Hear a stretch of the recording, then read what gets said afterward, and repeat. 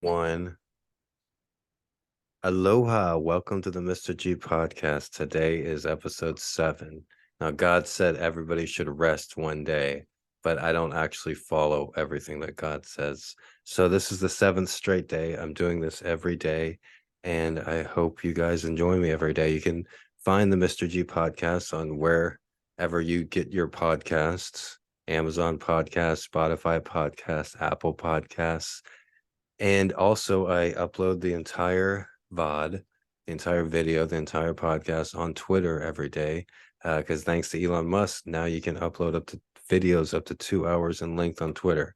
So the first place I upload each episode is on Twitter every day. You can also find the full episodes on YouTube too. And I cut clips on it and post it on TikTok as well. Follow my new TikTok, Mr.G podcast page. Now, with that being said, congratulations to the Miami Heat, who won Game 3 at home yesterday to take a 3-0 series lead against the Boston Celtics in the Eastern Conference Finals. Now, I predicted the Heat would win the first 2 games in Boston, which they did. The next game they won. Now they're up 3-0. No team has ever come back from a 3-0 deficit in a best of 7 series. And that goes for all the major sports, all the major American sports, baseball, hockey, and basketball, where they have 7-game series. So both the Denver Nuggets are up 3-0 in the Western Conference Finals against the Los Angeles Lakers, and the Miami Heat are up 3-0 against the Boston Celtics in the Eastern Conference Finals. So if history tells us anything, we can pretty much see who will be in the NBA Finals. It looks pretty solid that it's going to be the Denver Nuggets versus the Miami Heat. Jimmy Butler and the Miami Heat, and Bam Adebayo and Duncan Robinson, and the great players and coach as Pat Riley as a general manager. They've had the most incredible playoff run. The Miami Heat is full of great, their organization is full of great playoff stories. And this one is yet another one. And who knows, maybe Jimmy Butler in the Miami Heat can win the NBA championship and be the first number 8 seed ever to win an NBA championship. In the Western Conference, we have the Denver Nuggets. Denver, the franchise, has Denver Nuggets have never made it to the NBA Finals. They're one win away from going further than their team has ever made it, and so congratulations to them. And their game 4 is today in the Staples Center. I'm guessing the courtside seats aren't going for $30,000, $40,000 each, like they were against the Golden State Warriors, or they were in the games 1 or game 3 and game 4. Game 3 of the series. But I imagine the courtside seats are still pretty expensive. With that being said, I don't want to be rude, so I want to thank my lovely, beautiful cat. Here, she's my little Ricky. I have my wonderful lady from England, Manchester, England. Welcome here. This is Jim, and say hi, Jim. Hi, thank you for having me. And you're from how far from Manchester are you? I don't wish to disclose that publicly, but Manchester is my city, yes. Okay. Because it's well known just in the States here across the pond, because of their famous football team, their famous soccer team. There are 2 favorite teams, or there are 2 famous teams: Manchester United and Manchester City, I guess. But this podcast isn't about soccer. It's not about football, and it's not even about basketball. I am a huge basketball fan, and this is the time of the year I'm a huge NBA basketball fan, and this is the time of year that the comes down to the championship games. So I will mention it. Like I said, I've also made thousands of dollars betting on basketball. And if you check some of my earlier podcasts, some of my earlier tweets, you can see how right I am and how good I am at betting on basketball. I have not bet anything this year. You need to pay to play.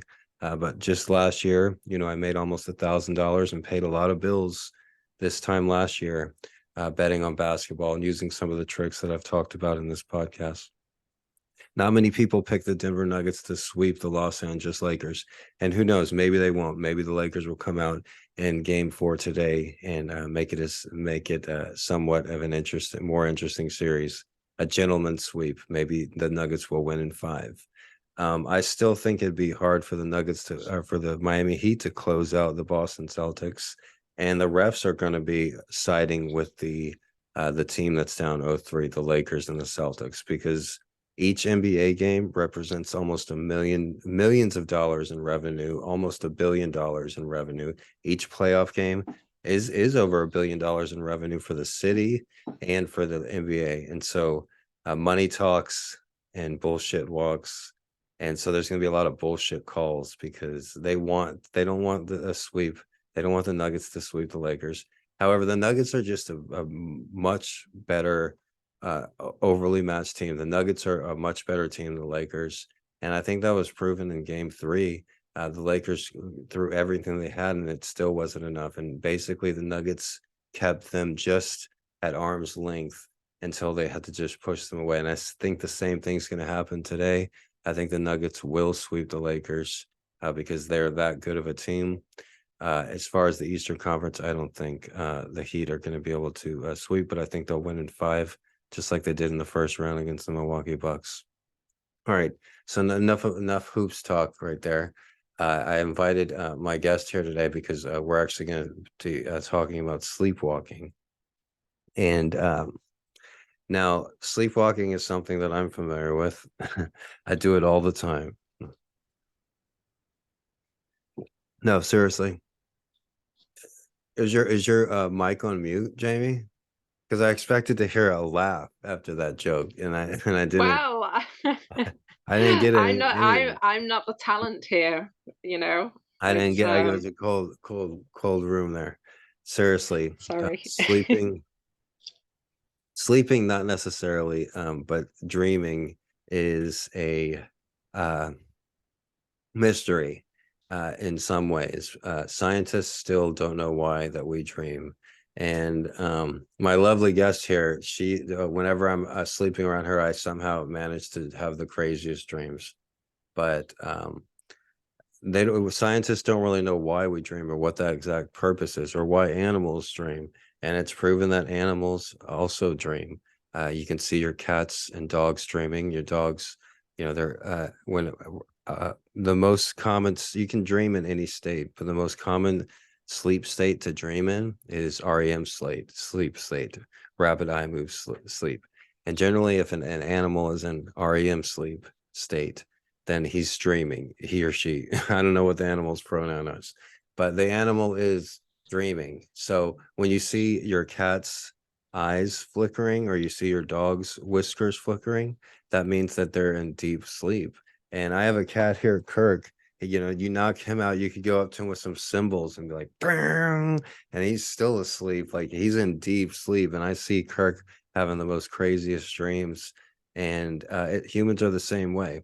So personally, my issue, I had issues with sleep and insomnia my whole life, as well as sleepwalking. Sleepwalking is much less common with me, and it generally has only happened when I drink alcohol. And since I don't drink alcohol, sleepwalking isn't very common with me. But sleep apnea and as far as me, insomnia is something that I've dealt with my whole life, and even when I was a kid. And it's hard for me to get into REM sleep. And so generally most nights, last night was a good night where I actually got a couple hours of sleep, of good REM sleep. But a lot of nights, especially recently, I'll go through the whole night pretty much tossing and turning where I'm never actually asleep. So if you were to walk in the room, I would just open my eyes right away and I would hear you walk in.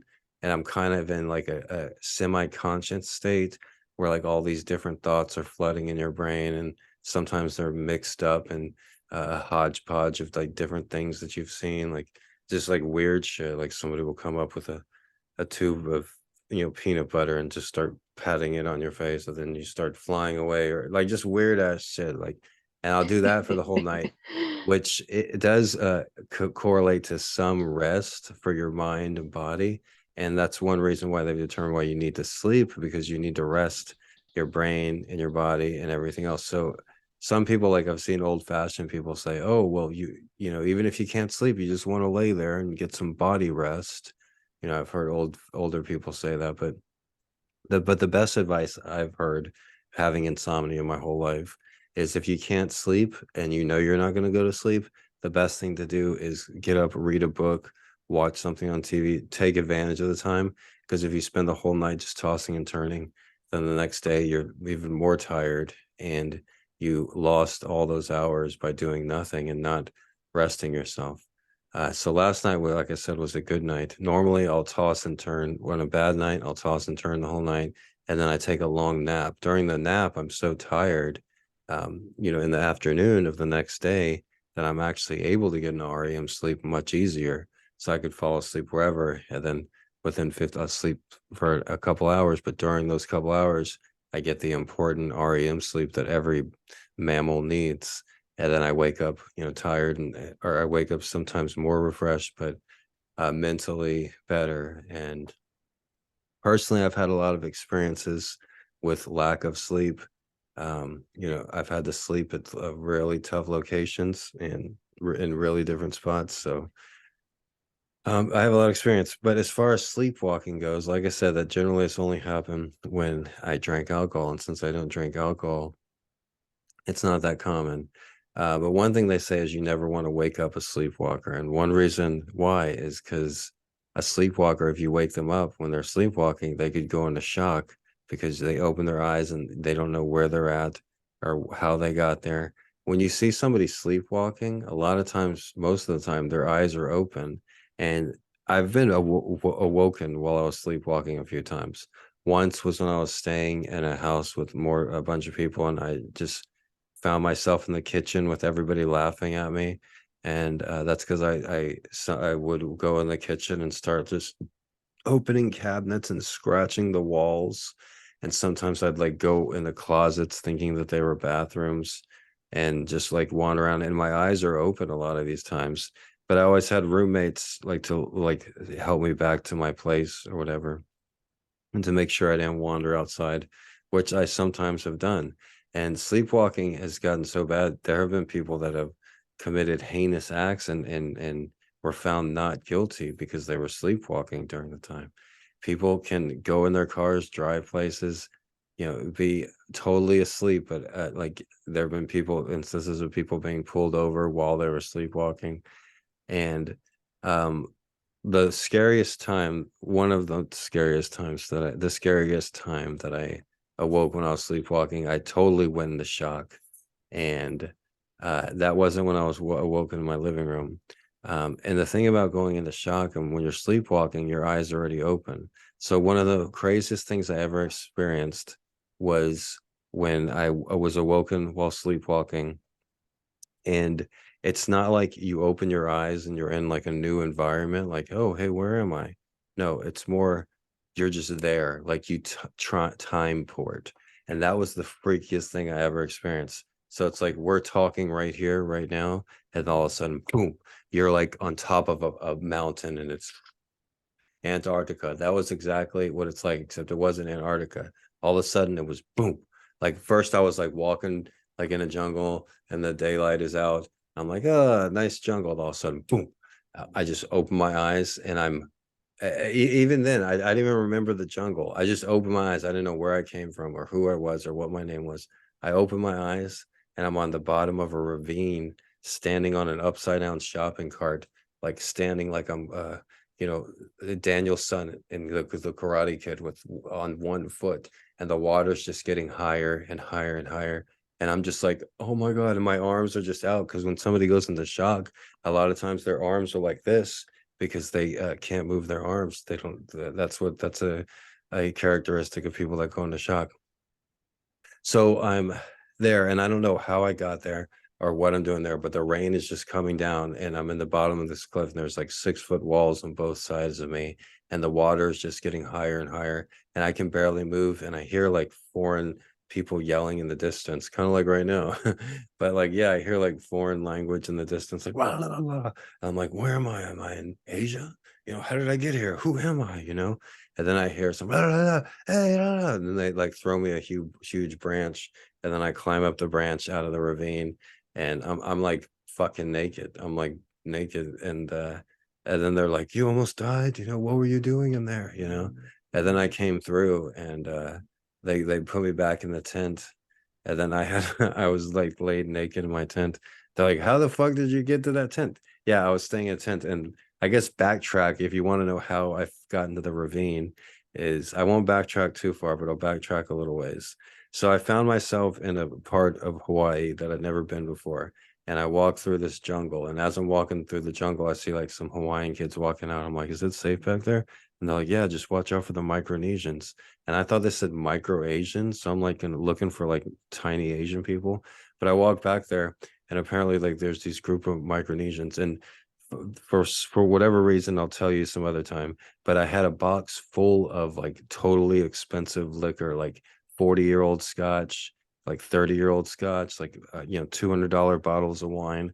Like I had this bottle of like this box full of like 10 bottles of expensive ass liquor that I had when I left the house, right? And what the fuck? Okay. So I leave the kind or I run into I'm walking down this trail, and all of a sudden this pit bull comes running up to me. He's like, "Roar, roar," I'm like, "Oh shit." And I'm like holding the liquor, and these Micronesians come out, and I'm like, "Here, like peace offering," and I hand him the bottle. He's like, "Oh," and then the dog turns out to be friendly, and so I'm drinking with these Micronesians, and we're chugging back these like hardcore like 30-year-old bottles of scotch and stuff. And I remember telling them, I remember like they're like, "Where are you from?" I'm like, "I'm from Texas." And then they were like, "Huh?" And I'm like, "Texas." And they were the very first people I've ever met in my whole life that had never heard of Texas.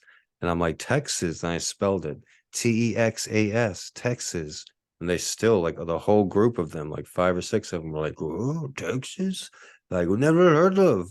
I'm like, "Texas." But one of them had like a old Kobe Bryant jersey on. So I'm like, Spurs, San Antonio Spurs. And then they're like, "Oh, Spurs, Duncan. Duncan." And I was like, "Yeah, Tim Duncan, Tim Duncan." And then they're like, "You know Duncan?" I was like, Yeah, San Antonio, Duncan." And like I said, I drank so much liquor, and apparently I like tried to hit on their Micronesian women. They invited like some Micronesian women. So it was like me and like five Micronesian dudes, and they have their Micronesian women. Like, oh my goodness gracious. What the hell was I doing drinking with a bunch of Micronesians in some ghetto jungle? But like I said, this was years ago, and this is 8 or 9 years ago, and so I did not know Hawaii like I do now. That would be something I would never do now.